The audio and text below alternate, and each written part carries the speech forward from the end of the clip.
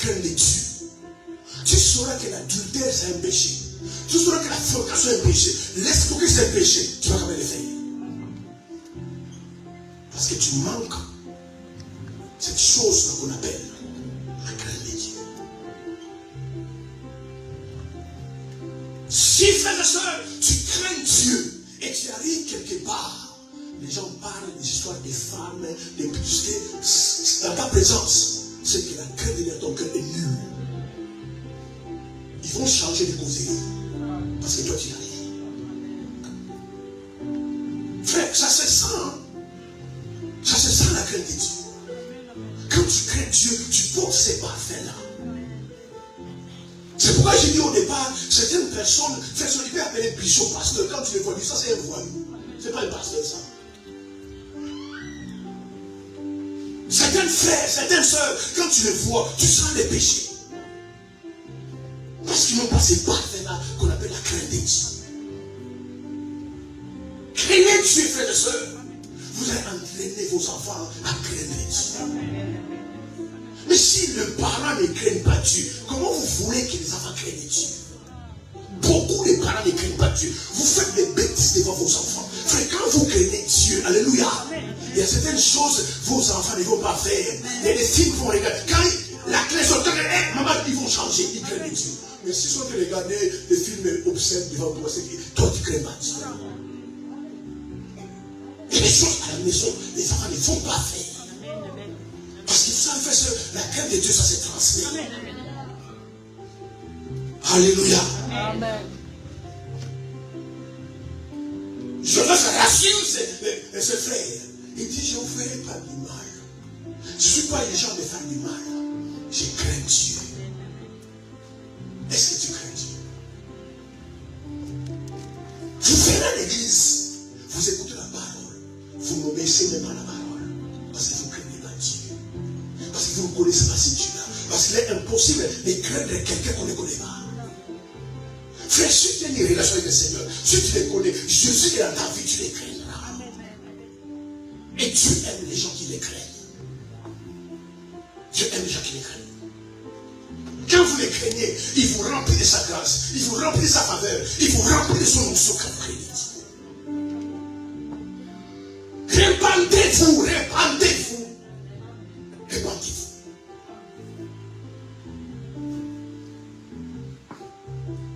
Franchement, moi je comprends pas. Et tu écoutes ce genre de message. Et puis tu vas rentrer à la maison. Et c'est vrai, vous t'appelez encore ce soir. Mon cœur. Et puis tu penses que Dieu est son cœur. Dieu est son estomac. Et ce frère-là, c'est un païen. Pourquoi tu l'amènes dans l'église? Tu ne peux pas l'amener à l'église. Faites vérifier autour de vous les gens qui sont non chrétiens. Quand vous les voyez, tu sais qu'il y a l'esprit de Dieu. Vous devez savoir que ce frère est chrétien. Tu peux savoir. Je veux savoir que cette sœur-là craint Dieu. Des Rois 4, versets 8 à 9.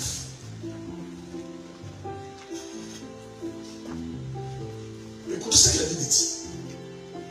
De Rois 4, 8 à 9. Je lis la parole de Dieu. Un jour, Élisée passait par Sunem. Il y avait là une femme de distinction qui le pressa d'accepter à manger. Et toutes les fois qu'il passait, il se rendait chez elle pour manger. Elle dit à son mari, « Voici, je sais que cet homme qui passe toujours chez nous est un saint homme de Dieu. » Amen. Amen. On acclame le Seigneur.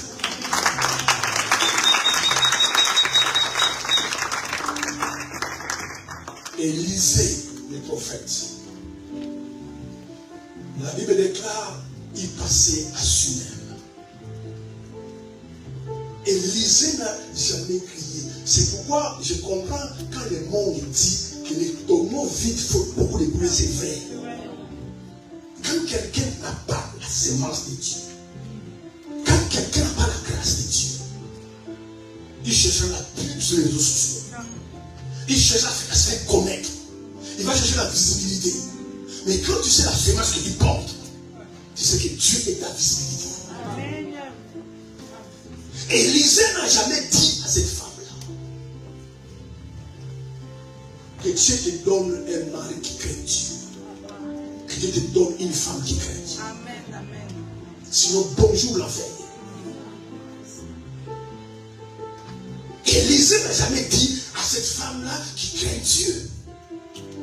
Mais sa façon de vivre. Vous savez, ces versets-là, c'est dans la Bible, mais c'est des versets pour le bébé spirituel. Dieu regarde le cœur, il regarde le cœur. C'est Dieu qui regarde le cœur. Nous, on regarde la base. Sa façon de se comporter, sa façon de servir Dieu, sa façon de vivre et de marcher. Cette femme a remarqué que cet homme-là qui passe ici près de chez nous, c'est un saint homme de Dieu. Mais elle n'a jamais dit à cette femme-là que moi, je suis un saint homme de Dieu. Jamais l'a dit. Et cette femme-là a perçu que cet homme qui passe entre nous, c'est un saint homme de Dieu. C'est ça qu'on appelle la crainte de Dieu. Vous savez, certaines personnes, vous parlez avec, vous marchez avec, vous rencontrez, vous côtoyez, vous sentez qu'ils pêchent. Vous sentez qu'ils pêchent. Alléluia.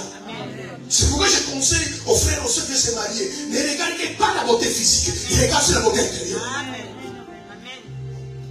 Parce qu'il y a des hommes, c'est pourri à l'intérieur. Il y a des femmes, c'est pourri à l'intérieur. Par manque de crainte de Dieu.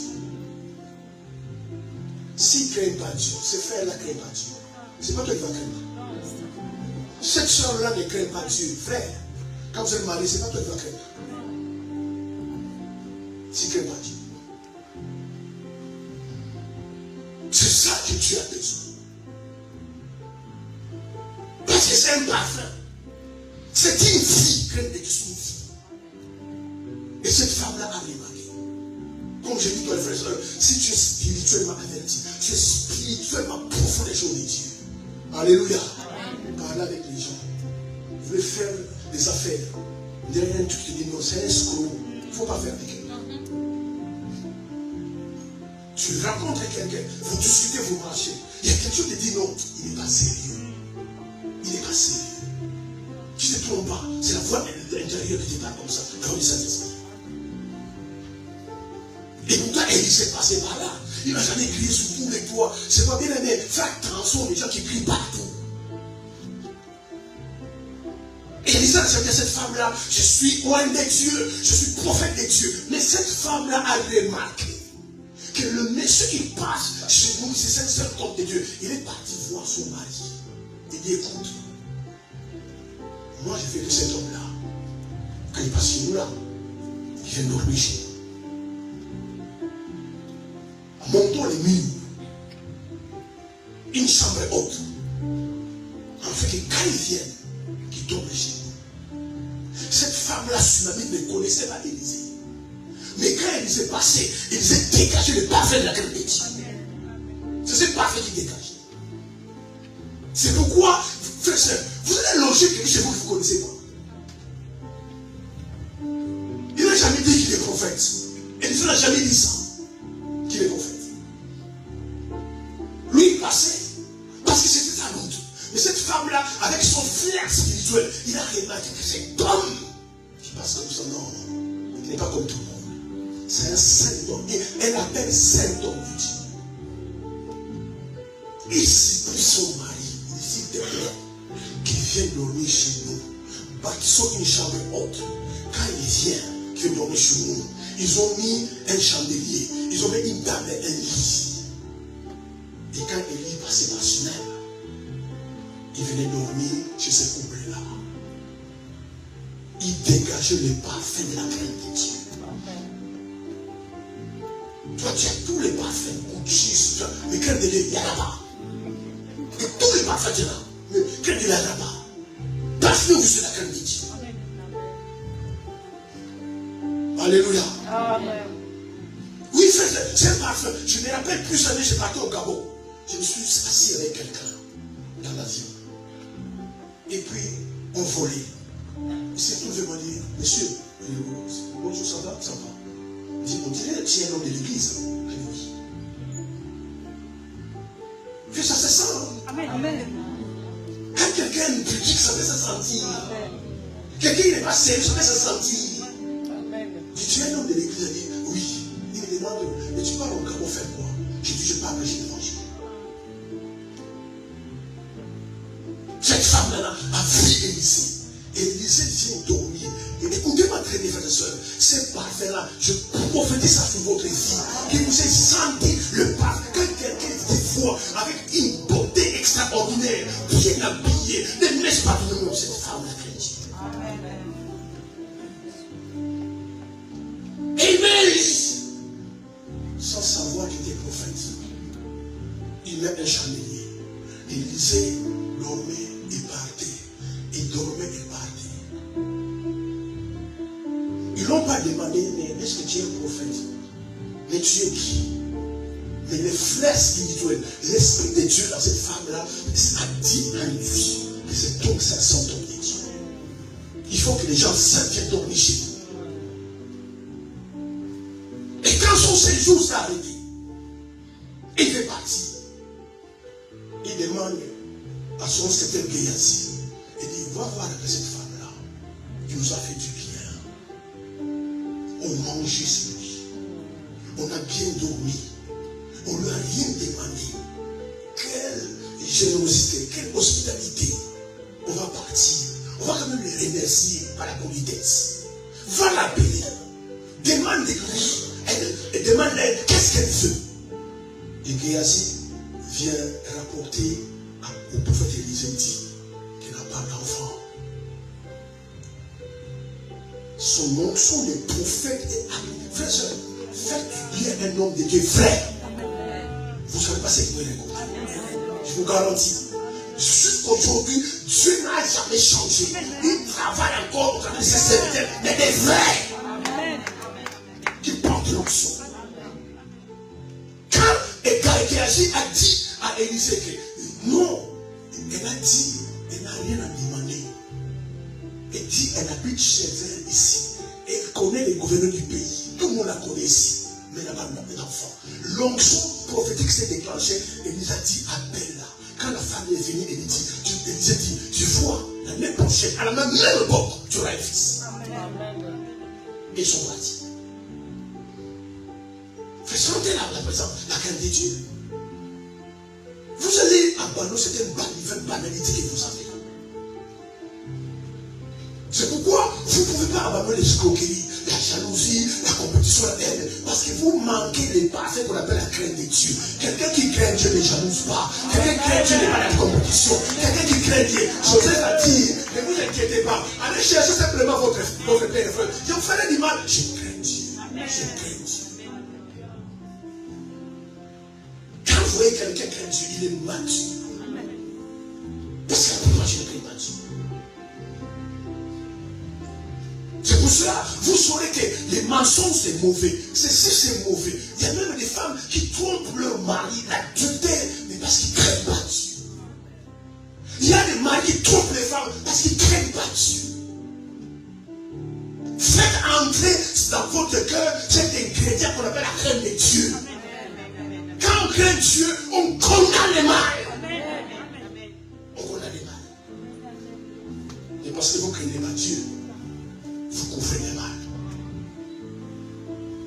Que ta fille fasse mal, que ton fils fait le mal est mal. Amen. Mais toi, si tu es christian de ça, maman, il dit pas, toi, si tu ne dis pas, parce que tu ne crées pas Dieu. Amen.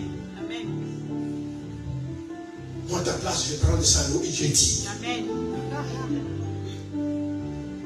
Vous te faites croire que tu ne peux pas me corrompre par ça. Je te rassure, non, je ne dirais pas comme ça. Attends combien 50, 150. Quand je te rassure, je me dis, quand je prends 150, après je vais dire à ton père, parle à ta fille, regarde ça dans ta fille. Et parce que vous ne craignez pas Dieu, vous couvrez les péchés. Vous couvrez les péchés. Vous ne devez pas couvrir les péchés. Qu'il soit ta soeur, qu'il soit ton frère. Quand le mal, il fait le mal est mal. Établissez dans vos maisons la crainte de Dieu. Vous allez voir, vos enfants vont craindre de Dieu. Les gens vont vous bénir. Je vis la fille de telle soeur. jeune fille, les filles de tel frère, ah, que Dieu bénisse cette soeur-là. Ces enfants craignent Dieu. Ah, ces enfants sont polis, ces enfants sont calmes, parce que tu apprends la crainte de Dieu. Il faut les apprendre la crainte de Dieu. Il dit, mais ta fille, ici chez nous, ça ne se fait pas. N'essayez même pas, pas ici.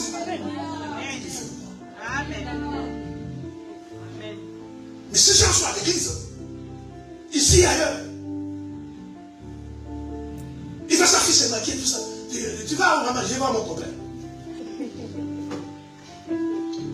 Le petit Dieu. D'ailleurs, tu dois 5 euros. Comment tu vas parler? Alléluia. Amen. Mais cette femme, la Sunamite, a remarqué que le monsieur qui passe là, c'est un symptôme de Dieu.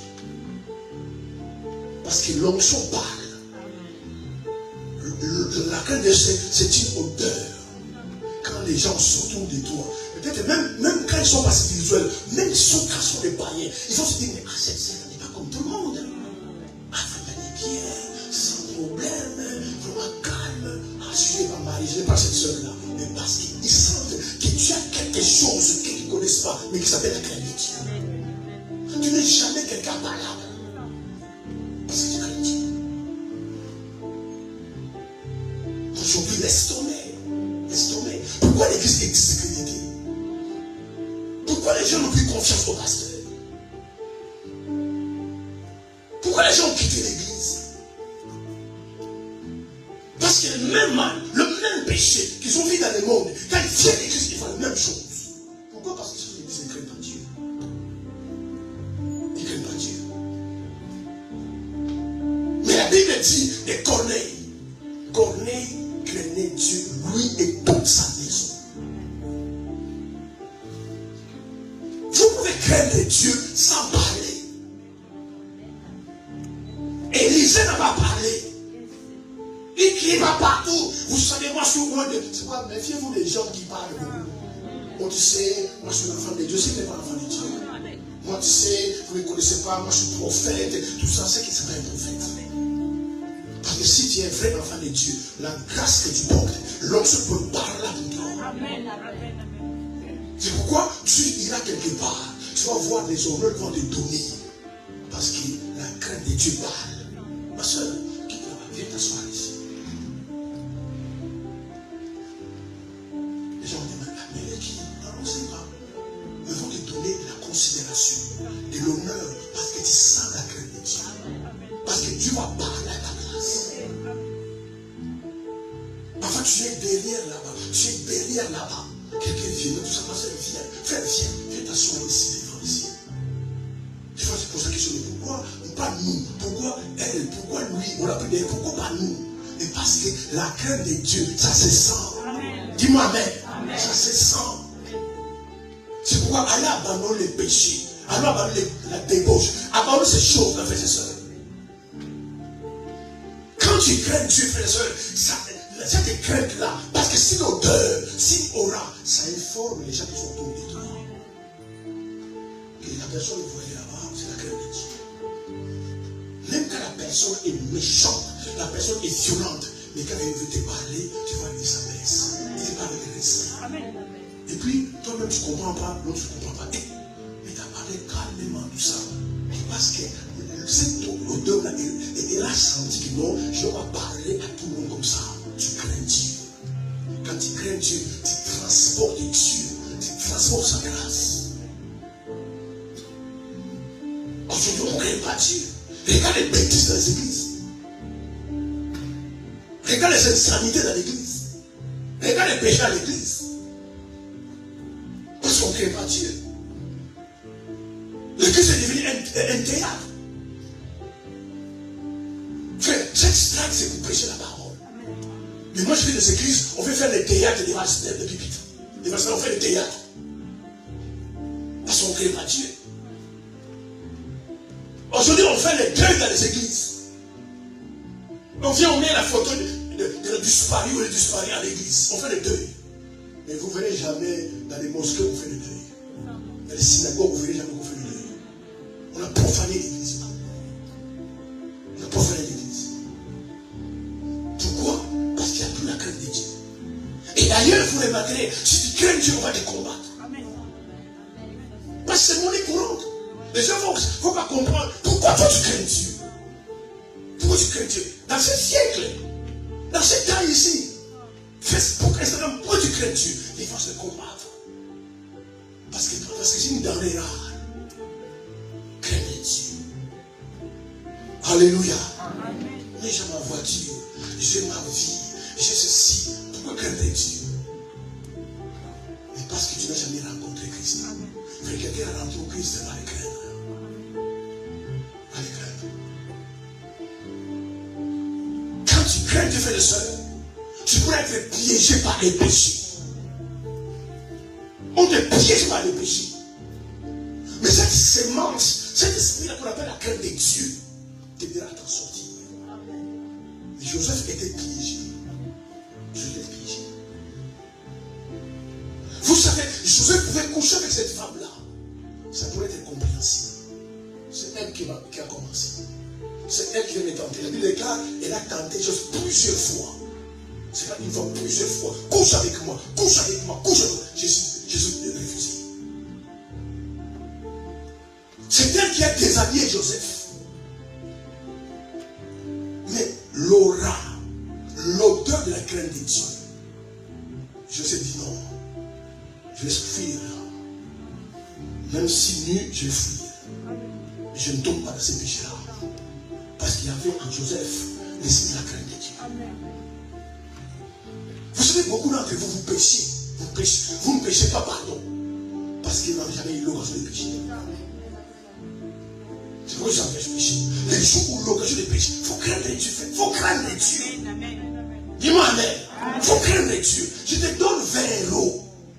Moi, je te donne 20 euros. Soeur, tu vas acheter un rouge, achète-moi telle pommade. Ça coûte 20 euros. Et puis toi, tu pars. Bizarrement, ces jours-là, on fait une réduction de 10%. 18 euros. Et puis, tu achètes des euros dans la bouche. Si tu crains Dieu, tu vas dire, papa, maman c'est 20, mais aujourd'hui il y a une réduction. J'ai des euros. C'est ça qu'on a la crainte de Dieu. Mais très peu de gens craignent Dieu. Vous escroquez votre propre frère en Christ. Votre propre frère en Christ. Parce que vous ne craignez pas Dieu. Et tu dis non, les prix ont augmenté. Tu dis non, les prix ont baissé. Je vais même acheter ça à 15 euros. Prends tes 5 euros. Quand tu crains Dieu. Parce que tu vas garder 5 euros. Ça veut te faire quoi 5 euros? Franchement, quand on ne craint pas Dieu, c'est grave. Hein? Je vais qu'on parle comme 10 000 euros. Quand on me dit 5 euros. Tu escroques ta soeur à 5 euros. Tu prends 5 euros. Je vis quelque part. Au lieu de faire 15 euros. Parce que tu crains Dieu. C'est pourquoi les gens ne font pas confiance. Même ton propre mari, tu les dribbles. Ton propre mari. Ta propre femme, tu les dribbles.